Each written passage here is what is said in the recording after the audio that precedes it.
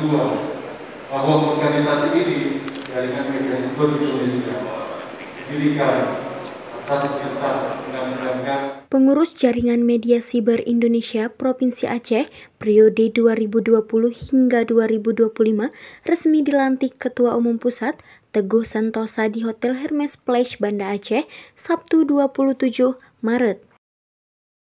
Dalam pelantikan tersebut, turut dihadir langsung oleh Ketua Komisi Pemberantasan Korupsi Firly Bahuri, Gubernur Aceh Nova Iriansyah, Kapolda Aceh, Kepala Perwakilan Bank Indonesia Banda Aceh, Direktur Bank Aceh, Wakil Ketua DPRA Safarudin. Pengurus JMSI Aceh periode 2020 hingga 2025 diketuai oleh Hendro Saki dan Akhiruddin Mahjudin sebagai sekretaris. Ketua Umum JMSI Pusat Teguh Santosa meminta agar pengurus JMSI Aceh untuk setia pada sumpah yang telah diucapkan saat pelantikan. Selain itu, Teguh Santosa juga mengucapkan terima kasih atas kehadiran Ketua KPK dalam acara pelantikan JMSI Aceh.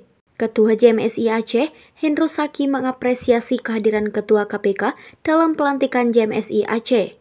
Ia tak menyangka orang nomor 1 di lembaga anti rasuah itu hadir pada acara ini.